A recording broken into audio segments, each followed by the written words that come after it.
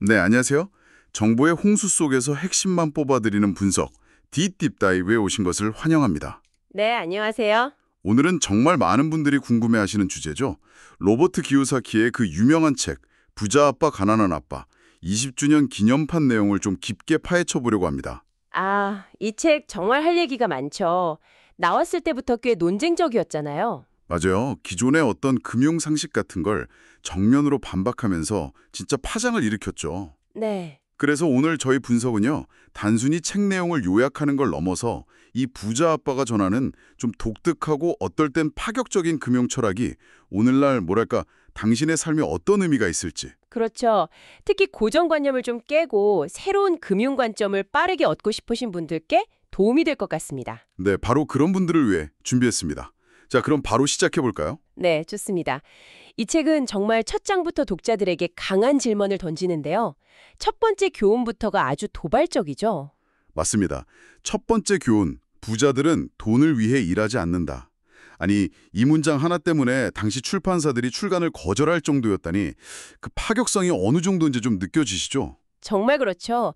저자가 어릴 때 부자 아빠 밑에서 시간당 10센트 받고 일했던 그 경험담. 그게 참 인상 깊어요. 네. 처음에는 그 낮은 보수에 엄청 불만을 가졌잖아요. 그런데 결국 돈 안 받고 일하겠다 이렇게 되면서 진짜 배움이 시작됐다는 거 아닙니까? 그렇습니다. 무보수로 일하는 대신에 돈이 어떻게 스스로를 위해 일하게 만드는지. 그러니까 시스템을 만들고 기회를 포착해서 스스로 돈을 창출하는 법을 배우라는 그 깊은 뜻이었죠. 아, 친구 마이크랑 같이 그 버려진 만화책 모아서 동네 아이들한테 시간당 돈 받고 보여주는 작은 사업 시작했던 거요? 네, 바로 그거요. 아주 어린 나이에 사업 모델을 만든 거죠. 그리고 부자 아빠가 갑자기 시급을 막 5달러로 올려주겠다고 엄청 파격적으로 제안하면서 아이들 감정 시험했던 부분도 되게 흥미로웠어요. 그 두려움하고 욕심, 이 감정을 스스로 딱 알아차리고 통제하는 법을 가르치려고 했던 거겠죠? 바로 그겁니다. 대부분의 사람들은 평생 살면서 두 가지 감정, 그러니까 돈이 없을지도 모른다는 그 두려움하고 더 많은 걸 원한다는 욕망, 이 사이에서 잘 벗어나지 못해요. 음, 이 감정들이 우리를 계속 돈만 쫓게 만드는 그 책에서 말하는 세양주의 레이스, 거기에 가두는 원동력이 되는 거죠. 그 쳇바퀴 도는 거요. 네. 마치 당나귀가 코앞에 당근만 보고 주인을 따라서 그냥 끝없이 쳇바퀴 돌듯이 그냥 월급날하고 청구서 내는 날, 그 사이만 계속 왔다 갔다 하는 삶을 반복하게 된다는 거예요. 듣고 보니까 진짜 많은 분들이 공감하실 것 같아요. 근데 저기 당장 다음 달 카드값 내야 하는 이런 현실 앞에서 돈을 위해 일하지 말라. 이건 좀 너무 이상적으로 들릴 수도 있지 않을까요? 물론 현실적인 어려움 당연히 있죠. 여기서 기요사키가 말하는 건 당장 직장을 그만두라는 그런 의미라기보다는 좀 장기적으로 봤을 때 돈을 위해서만 일하는 삶에서 벗어날 방법을 찾으라는 그런 메시지인 거죠. 방법을 찾아라. 네. 그래서 중요한 건 지금 받는 월급 액수 그 자체가 아니라 돈이 어떻게 움직이는지 그 원리를 이해하고 관리하는 능력, 즉 금융지능을 키우는 겁니다. 금융지능이요? 네. 책에서 인용한 통계를 봐도 요즘 소득 불균형이 점점 심해지잖아요. 이런 현실에서 단순히 월급만 바라보는 전략은 좀 한계가 있다는 걸 보여줘요. 어떤 통계였죠? 예를 들어서 2009년에서 2012년 사이에 미국에서 늘어난 소득의 95%가 상위 1% 부자들에게 돌아갔다는 통계가 있어요. 이게 뭘 의미하겠어요? 와, 95%요? 네. 전통적인 방식, 그냥 월급 받아서 생활하는 것만으로는 이 부의 격차를 따라잡기가 정말 어렵다는 걸 보여주는 거죠. 결국은 생각의 전환, 그리고 금융교육이 꼭 필요하다는 겁니다. 생각의 전환이라. 다음 교훈은 정말 그 전환을 아주 강하게 요구하는 것 같습니다. 두 번째 교훈, 저축하는 사람은 패배자가 된다. 와, 이거 정말 충격적인데요. 네, 이건 진짜 논란이 많았죠. 아니, 저희 부모님 세대만 해도 저축은 거의 최고의 미덕이었는데 말이죠. 출판사 관계자들까지 격분했다고 하니까 당시 반응이 어땠을지 진짜 짐작이 가요. 네, 그렇죠. 특히 저축을 거의 신성시하는 그런 문화권에서는 받아들이기나 참 힘든 개념일 수 있습니다. 하지만 이 주장의 배경에는 현대 경제 시스템, 특히 정부하고 중앙은행의 통화 정책에 대한 좀 깊은 이해가 깔려 있어요. 통화 정책이요? 네, 책에서는 2000년 닷컴 버블 붕괴나 2008년 금융위기의 이후를 예로 들면서요. 경제 회계를 극복한다는 명분 아래 정부가 어마어마한 양의 돈을 찍어냈다고 지적해요. 돈을 찍어냈다. 양적 완화 같은 거 말씀이시죠? 맞습니다. 만약에 2008년 이후에 돈이 얼마나 풀렸는지 그래프로 보면요. 정말 깜짝 놀라실 거예요. 거의 뭐 절벽처럼 가파르게 치솟거든요. 그만큼 시중에 돈이 엄청나게 많아졌다는 뜻이죠. 그렇게 돈이 많이 풀리면 결국 돈의 가치는 떨어지는 거잖아요. 인플레이션. 그럼 제가 은행에 넣어둔 돈의 실제 구매력은 점점 줄어드는 거고요. 정확합니다. 특히 요즘처럼 제로금리 아니면 뭐 마이너스 금리까지 얘기 나오는 이런 시대에는요. 은행에 그냥 돈을 넣어두는 것만으로는 자산 가치를 유지하기조차 어려워요. 오히려 손해일 수도 있겠네요. 그렇죠. 만약 인플레이션율이 은행 이자율보다 높다면 저축은 실질적으로 그냥 돈을 잃고 있는 행위가 될 수도 있는 거죠. 책에 보면 다우존스 산업평균 지수의 장기 그래프가 나오거든요. 지난 120년간 걸 보면 중간중간에 큰 폭락이 여러 번 있었음에도 불구하고 장기적으로는 꾸준히 우상향하는 추세를 보여요. 아, 장기적으로는 계속 올랐다. 네. 이게 뭘 말하냐면 단기적인 어떤 변동성에 대한 두려움 때문에 투자를 아예 외면하는 것이 장기적으로 봤을 때는 더 큰 손실일 수도 있다는 걸 시사하는 거죠. 기요사키가 강조하는 건 열심히 일해서 번 돈을 그냥 안전하게 저축만 하는 사람들이 결국에는 이 통화 팽창과 인플레이션의 가장 큰 피해자가 될 수 있다는 그런 경고입니다. 그렇군요. 그러니까 저축 자체가 무조건 나쁘다 이런 뜻이라기보다는 이 변화하는 경제 환경 속에서 저축만 하는 전략, 그게 위험할 수 있다는 걸 지적하는 거네요. 저축이 아예 필요 없다는 건 아니겠죠? 물론이죠. 뭐 비상자금이라든지 어떤 목적을 가진 저축은 당연히 필요합니다. 핵심은 저축을 그냥 유일한 재테크 수단으로 삼지 말고 돈의 가치를 지키고 또 불려나갈 다른 방법, 그러니까 투자 같은 좀 적극적인 자산 증식 전략을 같이 고민해야 한다는 거죠. 알겠습니다. 그럼 세 번째 교훈으로 넘어가 보죠. 이것도 뭐 만만치 않게 논란적인데요. 당신의 집은 자산이 아니다. 아니 대부분 사람들이 평생의 꿈으로 여기는 게 내 집 마련인데 그 집이 자산이 아니라뇨. 네, 이것도 참 많은 분들이 의아해하죠. 특히 2007년, 2008년 서브프라임 모기지 사태 때 보면 이 말이 정말 얼마나 뼈아픈 현실이었는지 많은 사람들이 경험했잖아요. 맞아요. 여기서 기요사키의 그 명쾌한 정의가 다시 한번 등장합니다. 자산, 에셋은 내 주머니에 돈을 넣어주는 것, 그리고 부채, 라이어빌리티는 내 주머니에서 돈을 빼가는 것. 아주 그냥 단순 명료하죠. 돈을 넣어주면 자산, 빼가면 부채. 네, 이 기준으로 우리가 지금 살고 있는 집을 한번 평가해 볼까요? 일단 매달 주택담보대출 원리금 갚아야 하고요. 재산세도 내야 하고 뭐 보험료, 수리비, 관리비. 돈이 계속 나가네요. 그럼 이거 부채에 더 가까운 건가요? 아니 근데 집값이 오르면 그건 자산이 되는 거 아닌가요? 그렇죠. 집값 상승에 대한 기대가 우리가 집을 자산으로 여기게 만드는 큰 요인이긴 한데요.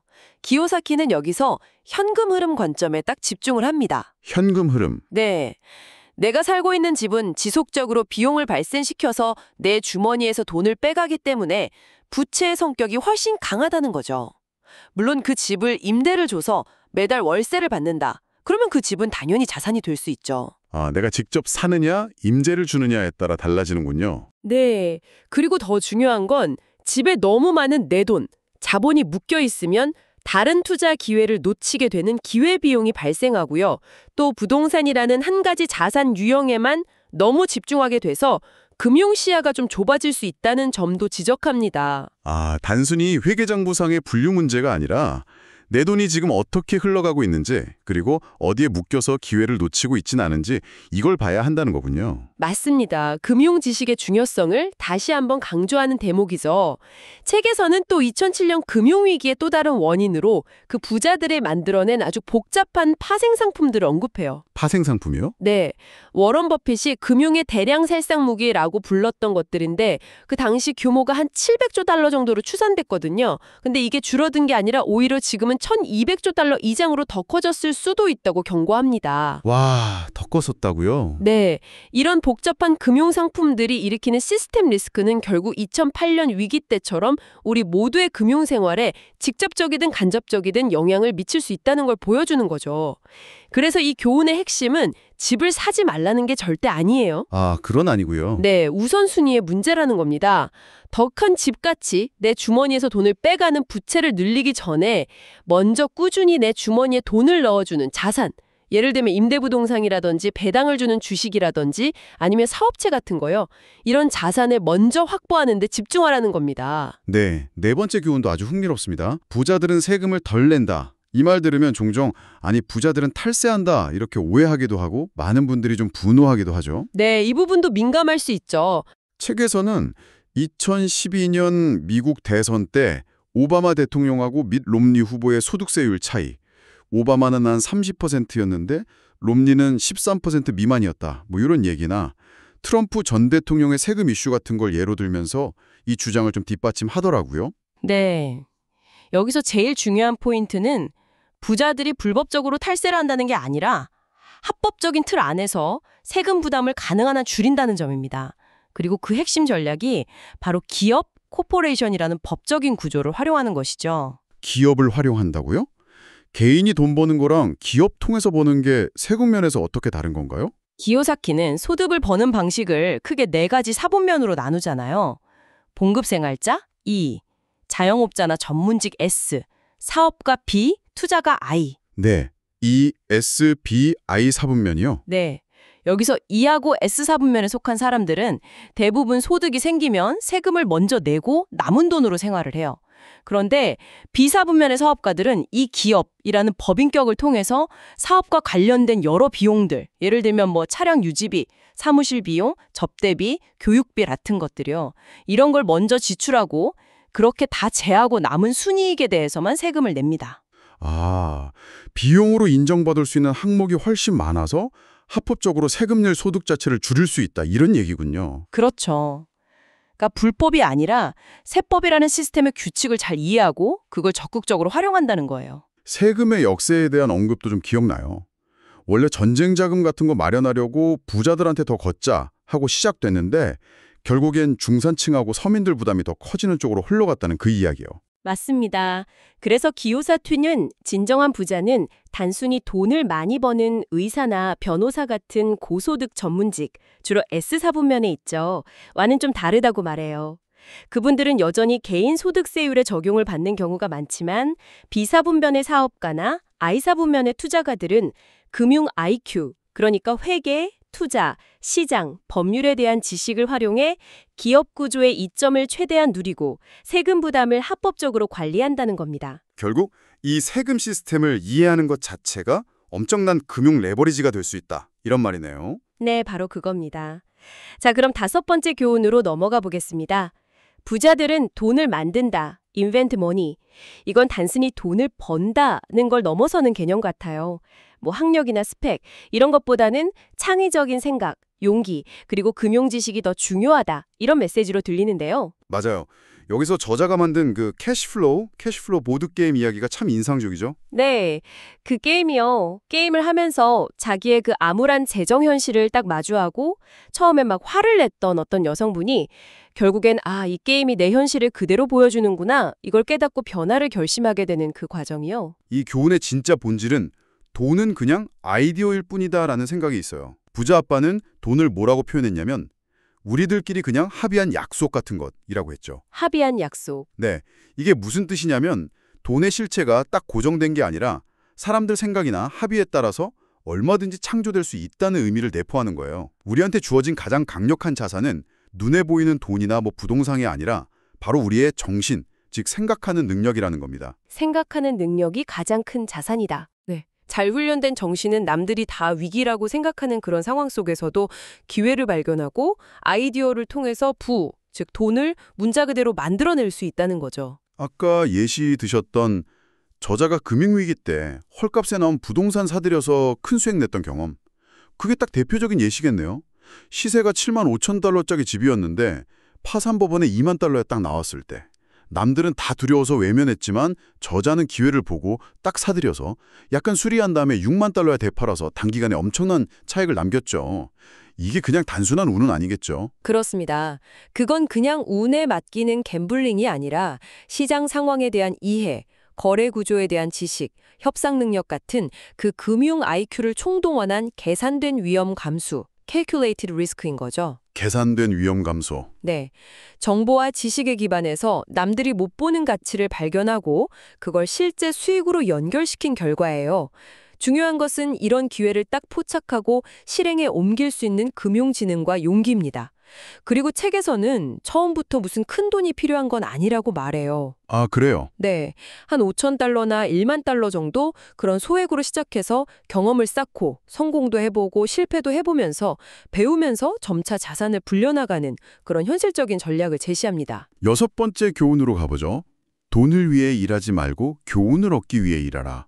이것도 저자의 실제 삶에 선택하고 딱 맞닿아 있는 부분인 것 같아요. 네, 그렇죠. 그 안정적으로 보이는 스탠에드 오일, 거기에 일자리를 그만두고 해병대에 입대해서 리더십 배우고 전역하고 나서는 제록수에 들어가서 일부러 제일 힘들다는 세일즈를 배우는 선택을 하잖아요. 이건 안정적인 직업, 전문성을 강조했던 가난한 아빠의 조언하고는 완전히 반대되는 길이었어요. 부자 아빠의 조언은 어떤 특정 분야에 아주 깊이 있는 전문가 스페셜리스트가 되는 것보다는 여러 가지 핵심 기술을 두루 갖춘 제너럴리스트가 되는 것의 중요성을 강조합니다. 제너럴리스트요? 네. 특히 지금 당장 받는 급여 수준하고는 상관없이 판매, 즉 세일즈 기술, 마케팅, 그리고 의사소통 능력, 글쓰기나 말하기, 협상 같은 거요. 또 시스템 관리나 사람 관리 같은 이런 핵심 기술들을 배울 수 있는 곳에서 일하라고 조언하죠. 왜 그런 거죠? 전문가가 더 대우받는 거 아닌가요? 왜냐하면 한 분야의 전문가는 그 분야가 잘 나갈 때는 높은 대우를 받지만 기술이 변화하거나 산업 구조가 바뀌면 되게 취약하고 다른 분야로 옮겨가기가 어렵기 때문이에요. 반면에 다양한 핵심 기술을 가진 사람은 변화에 좀 더 유연하게 대처하고 더 많은 기회를 잡을 수 있다는 거죠. 결국 단기적인 연봉이나 직업 안정성 이런 것보다는 장기적으로 봤을 때 그 쇠양지 레이스에서 벗어나서 비사분면, 사업가나 아이사분면 투자가로 나아가는데 꼭 필요한 핵심 역량을 키울 수 있는 경험, 그걸 선택하라는 의미군요. 네, 맞아요. 단순히 돈 많이 주는 직업이 아니라 나를 성장시키는 직업을 찾아라, 이런 말이네요. 정확합니다. 당장의 급여보다는 미래의 어떤 자립을 위한 배움에 투자하라는 아주 장기적인 관점의 중요성을 강조하는 메시지입니다. 자, 이렇게 6가지 핵심 교훈들은 쭉 살펴봤습니다. 그런데 이런 금융 지식을 배우고 이해한다고 해서 모두가 부자가 되는 건 또 아니라고 하죠. 책에서는 재정적 성공을 가로막는 몇 가지 주요 장애물들을 지적하는데요. 네, 그 장애물들이 있죠. 두려움, 냉소주의, 게으름, 나쁜 습관, 그리고 오만함. 이렇게 5가지를 꼽았어요. 그 중에서도 가장 강력하고 또 보편적인 장애물은 역시 두려움인 것 같아요. 특히 돈을 잃을지도 모른다는 그 두려움이요. 아, 손실공포. 누구나 있죠. 사실 돈 잃는 걸 즐기는 사람은 아무도 없겠죠. 부자라고 해서 두려움이 없는 건 아니에요. 다만 그들은 그 두려움을 다루는 방식이 좀 다릅니다. 실패를 그냥 배움의 기회로 삼고 두려움 때문에 행동을 멈추는 대신에 그 두려움을 안고서 앞으로 나아가는 법을 배운다는 거죠. 리스크와 염려를 피하고 싶다면 가능한 한 일찍 시작하라는 부자 아빠의 조언이 딱 기억에 남습니다. 역시 복리의 힘을 강조하는 거겠죠? 맞습니다. 일찍 시작할수록 시간이라는 가장 강력한 레버리지를 활용할 수 있고요.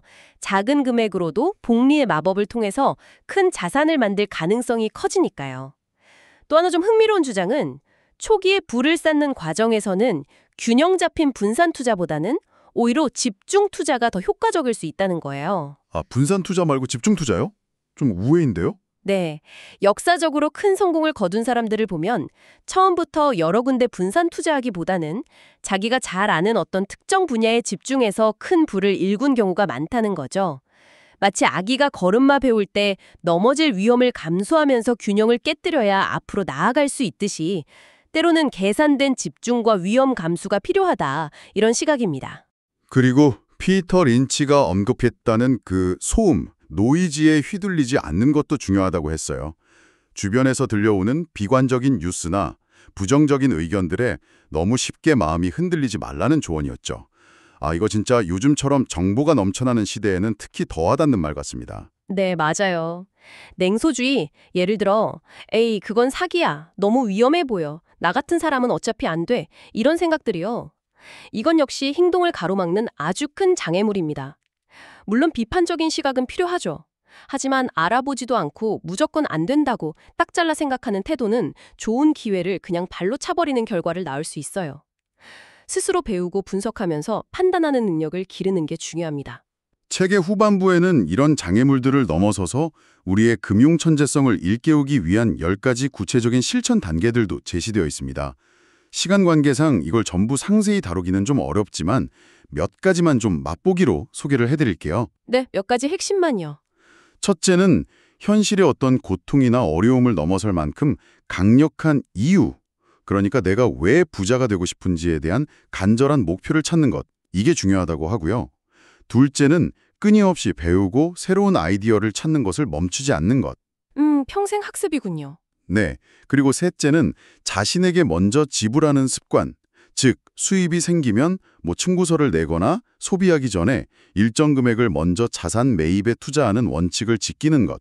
이런 것들이 있었습니다. 네 번째로는 갖고 싶은 어떤 사치품이 있다면 빚을 내서 사지 말고 그 물건값을 벌어다 줄 수 있는 자산을 먼저 구축한 다음에 그 자산에서 나오는 현금 흐름으로 구해야라는 조언도 아주 인상적입니다. 네. 그 예시요? 멋진 자동차를 원한다면 그 차를 살 돈을 벌어다 줄 수 있는 임대부동산이나 사업체 같은 자산을 먼저 만들어라. 네, 그렇죠. 약간 시간은 걸리겠지만 그 과정에서 금융근육이 단련되는 거죠. 마지막으로 자신이 배운 것을 다른 사람에게 가르침으로써 스스로 더 깊이 배우고 성장할 수 있다는 점도 강조합니다. 나눔을 통해서 더 큰 배움을 얻는 그런 선순환 구조를 만드는 거죠. 네.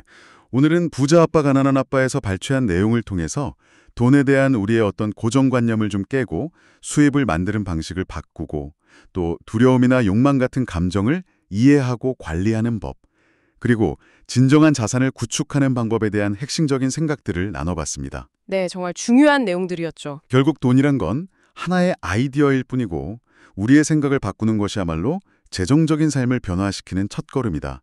이 메시지가 특히 마음에 깊이 남네요. 맞습니다. 이 책이 궁극적으로 전달하고자 하는 바는 단순히 돈을 많이 버는 어떤 기술 그 자체가 아니라 금융지능을 통해서 삶에 대한 통제력과 선택의 자유를 확보하는 방법에 관한 이야기입니다. 통제력과 선택의 자유. 네, 당신에게 주어진 가장 귀중하고 또 유한한 자산은 바로 당신의 시간 그리고 당신의 정신입니다.